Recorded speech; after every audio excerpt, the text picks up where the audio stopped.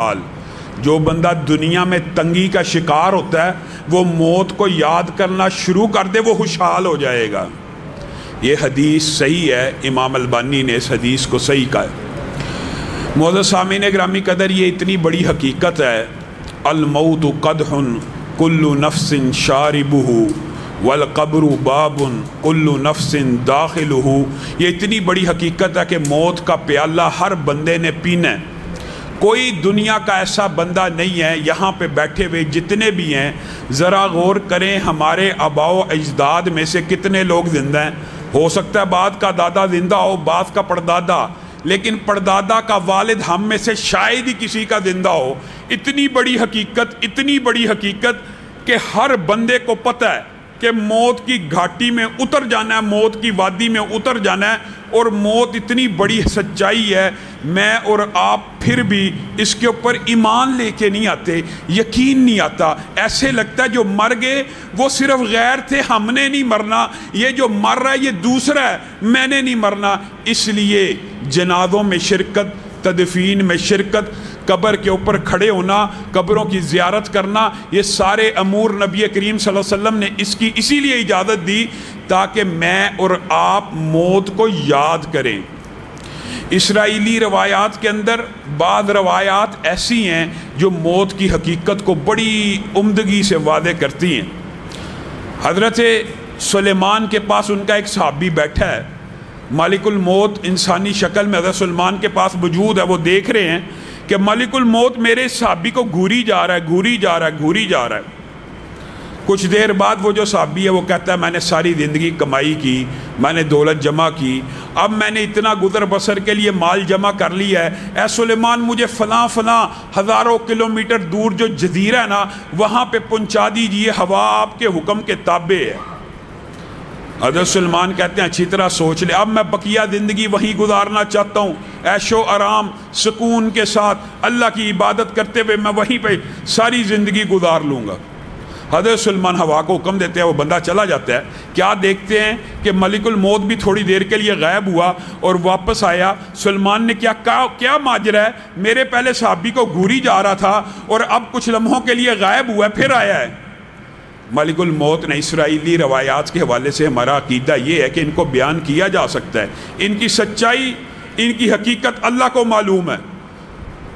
حضرت سلیمان کو ملک الموت نے آ کے کہا یہ جو بندہ آپ کے پاس بیٹھا ہوا تھا نا، میرے پاس اس کا رجسٹر آیا کہ یہاں سے ہزاروں کلومیٹر دور چند لمحوں کے بعد میں نے اس کی روح کو قبض کرنا ہے، اور میں حیران تھا یہ ہزاروں کلومیٹر دور کہاں پہ پہنچے گا، کیسے پہنچے گا، یہ تو آپ کے ساتھ بیٹھا ہوا ہے۔ اچانک اس کے دل میں خواہش ہوئی، آپ کو کہا مجھے وہاں پہنچا دو، تو میں موت کے تعاقب میں وہاں پہ پہنچ گیا۔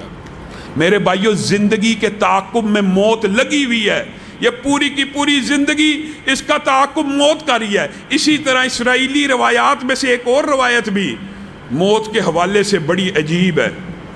ملک الموت سے پوچھا گیا کیا آپ کو کسی بندے کی روح قبض کرتے ہوئے دکھ اور تکلیف ہوئی؟ ملک الموت نے کہا 2 بندے ایسے تھے جن کی روح کو قبض کیا تو میرے دل میں رحم کا خیال آیا، رحم آیا۔ کون سے 2 بندے؟ اے اللہ، ایک مرتبہ آپ نے سمندر کے اندر کشتی ٹوٹی، ایک عورت نے ایک نومولود بچے کو اپنی چھاتی کے ساتھ لگایا ہوا تھا، کشتی ٹوٹ گئی، وہ تختے کے اوپر تھی، اپنے بچے کو دودھ پلا رہی تھی، آپ نے مجھے حکم دیا اس عورت کی روح کو قبض کر لیا جائے۔ میں جب اس عورت کی روح کو قبض کرنے لگا میرے دل میں خیال آیا کہ اس بچے کا کیا بنے گا، اللہ نے اس کی روح قبض کرنے کا حکم نہیں دیا، عورت کا دیا۔ عجیب ماجرا، کہا وہاں پہ میرے دل میں رحم آیا۔ کہا دوسرا واقعہ یہ تھا جب شداد نے ساری زندگی کمائی کی، اس کمائی سے خوبصورت باغات بنا لیے، جنت قائم کر لی، سارا مال و دولت لگا لیا، ظلم جبر، ساری جادو کی، ساری طاقتوں کی، ساری حرام کمائی کا اپنا خوبصورت ترین باغ، عام معنوں میں جنت ہی بنا لی، اس میں آرائش کر کے، ذبائش کر کے، بڑی شان و شوکت سے جب اس میں داخل ہونے لگا، پوری زندگی کی جمع پونجی جمع کر کے، تو آپ نے مجھے کہا تھا کہ اس شداد کو اس کے اندر قدم نہ رکھنے دینا، ابھی اپنی جنت میں داخل نہ ہو، اس کی روح کو قبض کر لیا جائے۔ تو میرے دل میں خیال آیا، اللہ اگر آپ چند لمحے اس کی موت کا مؤخر کر لیتے تو اپنی آنکھوں سے دیکھ ہی لیتا کہ ساری زندگی میں نے جو کچھ کما کے بنایا یہ کیسا ہے، اس کو ایک لمحے کے لیے انجوائے کر لیتا۔ میرے دل میں یہ دو واقعات ہیں جو رحم کے پیدا ہوئے۔ اسرائیلی روایت کے الفاظ ہیں، اللہ نے کہا تجھے پتہ ہے یہ جو شداد تھا یہ کون تھا؟ کہا کون تھا؟ کہا یہ وہی بچہ تھا جس کو اس کی ماں نے چھوڑا، میں رب نے تنہا یگانہ یکتا اس کو پالا، اس کو پوسا، اس کی پرورش کی، اس کی نشو نما کی، اس کی ہڈیاں تندرست ہوئیں، آپس میں مضبوط ہوئی تو میرے ہی خلاف کھڑا ہو گیا۔ یہ وہ ہے جس کو ماں کی بھی آغوش نہ ملی، جس کو رب نے پالا تھا اور رب ہی کی بغاوت پہ اتر آیا، اس لیے یہ اس کو سزا دی کہ اس کو جنت میں بھی اپنی ہی تیار کردہ دیکھنے کی مہلت بھی نہیں دی۔ میرے بھائیو، موت کیا ہے؟ موت اتنی بڑی حقیقت ہے، آپ بتائیے کتنے کتنے بڑے علماء عصر حاضر کے دنیا میں نہیں رہے، کتنے کتنے بڑے اولیاء نہیں رہے۔ امام ابن تیمیہ کہاں ہیں؟ ابن کثیر کہاں ہیں؟ ابن قدامہ کہاں ہیں؟ ابن قیم کہاں ہیں؟ احمد ابن حنبل کہاں ہیں؟ شافعی، مالک۔ بتائیے یہ جو جلیل القدر لوگ ہیں جن کے نام آج زندہ ہیں، ان کے نام زندہ ہیں لیکن یہ دنیا میں موجود نہیں ہیں۔ میں اور آپ، ہم تو نہ جلیل القدر ہیں، عام طالب علم ہیں، کچھ عام تاجر ہیں، ہمارا تو شاید 100 سال بھی دھرتی پہ نہیں گزرنے، اس دنیا سے نام بھی مٹ جانا ہے۔ خود تو مٹ ہی جانا ہے، مٹی تو ہو ہی جانا ہے، لیکن نام بھی باقی نہیں رہنا۔ صحابہ کہاں ہیں؟ حضرت ابو بکر و عمر، عثمان و علی، جلیل القدر صحابہ۔ امی عائشہ بیان کرتی ہیں کہ نبی کریم صلی اللہ علیہ وسلم آخری لمحات میں تھے، ان کو پسینے آ رہے تھے بار بار، اور وہ بخار کی شدت میں تھے، اور وہ کہہ رہے تھے ان للموت لسکرات، بے شک موت کے اندر سختی ہیں۔ کون کہہ رہا ہے؟ رسول اللہ صلی اللہ علیہ وسلم، کائنات کا سب سے افضل آدمی، کائنات کا سب سے افضل انسان، سب سے متقی، سب سے پرہیزگار، گناہوں سے پاک ہے، اور وہ نبی، وہ پیغمبر کیا کہہ رہا ہے؟ ان للموت لسکرات، بے شک موت کے اندر بڑی سختی ہیں، بے شک موت کی بڑی تکلیفیں ہیں۔ اماں عائشہ کہتی ہیں یہ الفاظ میں نے اپنے کانوں سے سنے تھے، اس کے بعد جب میں سنتی کہ فلاں شخص کے اوپر بڑی شدت سے موت آئی، میرے دل میں کبھی بھی اس کے بارے میں کوئی برا خیال نہ آتا، کیونکہ میں نے محمد الرسول اللہ صلی اللہ علیہ وسلم کو اپنے ہاتھوں میں جان دیتے ہوئے دیکھا۔ جبریل امین آئے تھے، ملک الموت بھی آئے تھے، کٹھے آئے، انبیاء کے پاس آتے ہیں۔ حضرت موسیٰ کا سارا واقعہ آپ نے سنا ہوا کہ حضرت موسیٰ کے پاس بھی ملک الموت آئے۔ یہ حدیث تو صحیح ہے، یہ اسرائیلی روایت نہیں ہے۔ حضرت موسیٰ کے پاس آئے، حضرت موسیٰ نے غصے میں، جلالی طبیعت تھی، آگے سے لگا دی ایک، واپس کے کہا اللہ تو نے مجھے ایسے رسول اور پیغمبر اور ایسے بندے کے پاس بھیجا ہے کہ حکم بھی اجازت طلب کرنے کا دیا اور موت کو وہ چاہتا نہیں ہے، یا تو اجازت طلب نہ کرنے کا حکم ہوتا میں نکال لاتا، اب آپ کہتے ہیں ان سے پوچھ کے نکالنی ہے، اور وہ بندہ موت کو چاہتا ہی نہیں۔ اللہ نے کہا جائیے اس کو کہیے کہ ایک جانور کے نیچے ہاتھ پھیرے، جتنے بال آئیں گے اتنی زندگی۔ مالک الموت آئے، کہا میں تو اللہ کا بھیجا ہوا ایک پیغمبر اور رسول تھا، آپ نے میرے پہ غصہ اتار دیا، اللہ تعالیٰ نے آپ کی زندگی بڑھا دی ہے۔ موسیٰ نے کہا کتنی؟ کہا یہ آپ جانور کے اوپر ہاتھ پھیریں، جتنے ہزاروں لاکھوں بال آ جائیں گے اتنی آپ کی زندگی، پھر کیا ہوگا؟ پھر موت آ جائے گی۔ حضرت موسیٰ ایک دم سمجھ گئے کہ موت کا وقت تو مقرر ہے، کہا ٹھیک ہے، اس کے بعد بھی اگر موت ہے تو میں ابھی آپ کو اجازت دیتا ہوں میری روح کو قبض کر لیا جائے۔ اسی طرح نبی محترم کے پاس کائنات کا سب سے افضل انسان ہے، شعراء نے عربی جو شعر لکھے ہیں آپ حیران رہ جائیں، اس کا مفہوم یہ ہے کہ کائنات میں اگر موت سے پاک اللہ کسی کو بناتا تو آمنہ کے لال کو بناتا، لیکن موت کا گھونٹ، موت کا جام، کل نفس ذائقۃ الموت، یہ جو اصول شرعی ہے اس کو ختم نہیں کیا جا سکتا۔ افا ام متا فہم الخالدون، رسول اللہ صلی اللہ علیہ وسلم کو اللہ پہلے سے بتا رہا ہے इन्नका मय्यतुन व इन्नहुम मय्यतून, आप भी फौत हो जाएंगे, वो भी फौत हो जाएंगे। क्या आप फौत हो जाएंगे तो उन्होंने बाकी रह जाना है? अल हई सिर्फ अल्लाह की सिफत है, बाकी सब के सब मैयत के हुक्म में है, हर एक ने फौत होना है। इन्नका मय्यतुन व इन्नहुम मय्यतून, आप भी प्यारे हबीब फौत हो जाएंगे और उन्होंने भी फौत हो जाना है। अफा इम मित्ता, क्या आप फौत हो जाएंगे तो वो क्या हमेशा जिंदा रह जाएंगे? नहीं नहीं, जिब्रील अमीन मलिकुल मौत के हमरा हैं। ये रसूल अकरम सल्लल्लाहु अलैहि वसल्लम का एजाज़ भी है कि मलिकुल मौत भी अकेले नहीं आ रहे, पास जिब्रील अमीन भी बैठे हैं, दस्तक दे रहे हैं। नबी करीम के साथ जिब्रील अमीन मशवरा भी कर रहे हैं, नबी करीम को कह रहे हैं मलिकुल मौत आ चुके हैं, जिब्रील मलिकुल मौत मेरी रूह खींचने के लिए आए हैं, अल्लाह के पास लेके जाने के लिए आए हैं, आप मुझे इस हवाले से क्या मशवरा देते हैं? जिब्रील कहते हैं ए मोहम्मद सल्लल्लाहु अलैहि वसल्लम, आपका दुनिया में वक़्त ख़त्म हो चुका है और अल्लाह रब्बुल इज़्ज़त अब आपसे मुलाकात का शौक़ रखते हैं। फिर रफ़ीक़िल आला, और बाद रवायात में बल हुवा रफ़ीक़ुल आला, नबी करीम सल्लल्लाहु अलैहि वसल्लम मलिकुल मौत को और जिब्रील अमीन को जवाब देते हैं, अल्लाह सिर्फ मुझसे मुलाकात का शौक़ नहीं रखते, मैं मोहम्मद सल्लल्लाहु अलैहि वसल्लम भी अपने रब से अब मुलाकात का शौक़ रखता हूँ। इस मलिकुल मौत को इजाज़त है ये मोहम्मद सल्लल्लाहु अलैहि वसल्लम की रूह को कब्ज़ कर ले। इंसानी तारीख़ के अंदर गम का इससे बड़ा कोई मौका नहीं हो सकता जब कायनात का सबसे अफजल, सबसे आला, सबसे ऊंचा, सबसे बाला पैगंबर उसकी रूह को कब्ज़ कर लिया गया।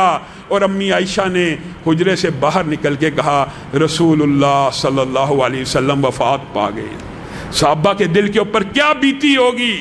वो सहाबा, आज एक कायद फौत हो जाए ना, आज एक लीडर फौत हो जाए, उसके गम में लोग पागल हो जाते हैं, और सहाबा ने रसूलुल्लाह के गम को कैसे सहा होगा, ये एक लंबा चौड़ा बाब है। इंशाअल्लाह कभी मौका मिला इस वाक़े को भी, सीरत के हम जुम्मे पढ़ा रहे हैं उसके अंदर तफसील से बयान करेंगे। अल्लाह की कसम, नबी की बेटी उस दिन कह उठी, हाय तुमने कैसे गवारा किया कि तुम मोहम्मद सल्लल्लाहु अलैहि वसल्लम के ऊपर मट्टी को डालो, तुमने कैसे गवारा किया कि तुम मोहम्मद सल्लल्लाहु अलैहि वसल्लम के ऊपर मट्टी को डालो।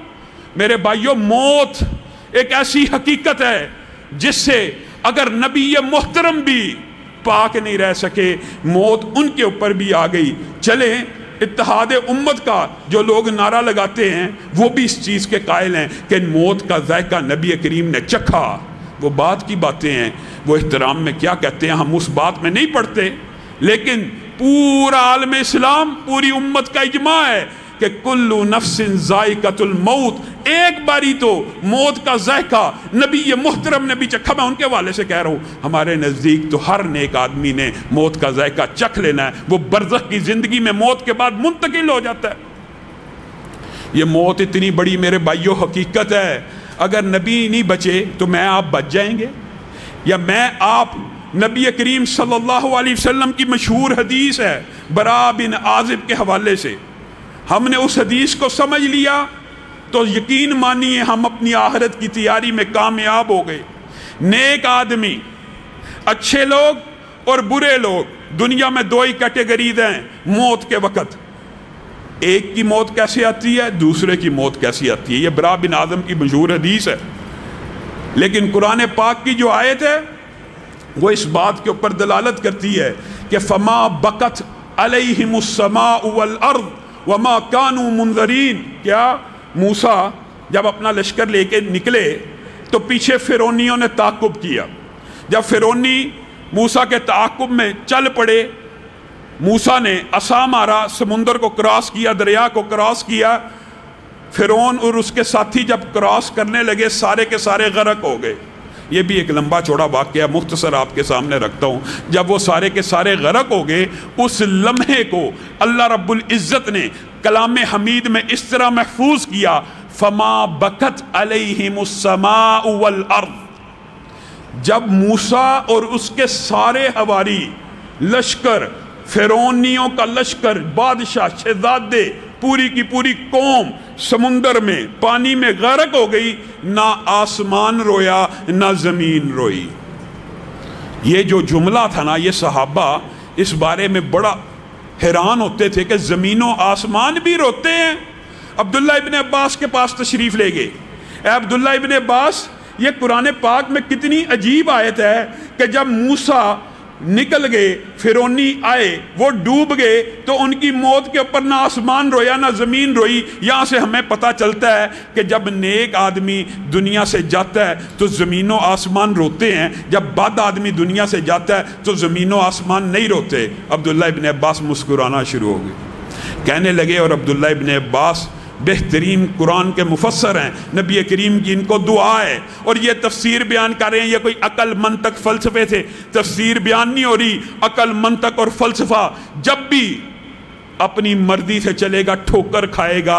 آج عصر حاضر میں جتنے فلسفی منطقی ہیں جی، یہ حدیث ہماری عقل میں نہیں آتی، یہ حدیث قرآن سے ٹکراتی ہے، حدیث قرآن سے نہیں ٹکراتی، تیری عقل حدیث سے ٹکراتی ہے۔ جی ہماری عقل میں یہ حدیث نہیں آئی۔ اگر عقل فیصل ہو، اگر عقل حاکم ہو، اگر عقل سے فیصلے کیے جائیں تو عقل تو قرآن کی آیت کی اگر انکاری ہو جائے تو کیسے اس کو روک سکتا ہے؟ یہ تیرے پاس کیا کلیہ ہے کہ نہیں عقل قرآن کی پابند ہے لیکن عقل حدیث کی پابند نہیں؟ یہ کہاں سے کلیہ آیا؟ عقل اگر آزاد ہے تو قرآن کا بھی انکار کر دے گی۔ قرآن میں ابراہیم کو آگ نے نہیں جلایا، عقل کہتی ہے جلنا چاہیے۔ کوئی ایسی عقل ہو سکتی ہے انکار کر دے؟ تو کیسے اس کو روک سکتا ہے؟ اس کا مطلب یہ ہے عقل کو تابع کر، ورنہ قرآن کے اندر بھی عقلی طور پہ کئی ایسے واقعات ہیں۔ لاٹھی سانپ کیسے بن گئی؟ لاٹھی نے دریا کو 2 ٹکڑوں میں کیسے تقسیم کیا؟ عقل کے اندر یہ واقعات، یونس مچھلی کے پیٹ میں 40 دن کیسے رہے؟ مریم کے گھر بچہ بن باپ کے کیسے پیدا ہوا؟ اگر عقل کو بے لگام چھوڑے گا تو کوئی عقل قرآن کے اوپر بھی اعتراض کرے گی۔ یہ تیری عجیب عقل ہے۔ نہیں میری عقل قرآن کے تابع ہے لیکن حدیث کے تابع نہیں ہے، یہ بد عقلی ہے۔ قرآن کے تابع بھی عقل ہوگی تو اصلاح ہوگی، حدیث کے تابع بھی عقل ہوگی تو اصلاح ہوگی۔ عبداللہ ابن عباس یہی بات کہہ رہے ہیں ہاں، ہر نیک بندہ جب دنیا میں نیکی کا کوئی کام کرتا ہے، سبحان اللہ کہتا ہے، الحمدللہ کہتا ہے، رکوع کرتا ہے، سجدہ کرتا ہے، نظر، روزہ، حج، زکوٰۃ، کوئی بھی نیکی کا کام کرتا ہے نا، اللہ نے آسمان کے اندر اس کے لیے ایک خاص دروازہ بنایا ہوا ہے، اس کے لیے ایک خاص دروازہ بنایا ہوا ہے جس سے اس کے نیکی کے عمل آسمان پہ چڑھتے ہیں۔ جب وہ سبحان اللہ کہتا ہے کہ وہ فلاں مسجد میں رہے، لیکن 7 آسمان کے اوپر اس کے لیے ایک دروازہ ہے، پہلے سے لے کے 7ویں آسمان تک ایک رستہ ہے، ایک زینہ، ایک سیڑھی ہے۔ پہلے آسمان کا دروازہ ادھر سے سبحان اللہ کا، ادھر سے دروازہ کھلتا ہے اور یہ سبحان اللہ عرش کے ارد گرد پہنچ کے چکر لگانا شروع کر دیتا ہے۔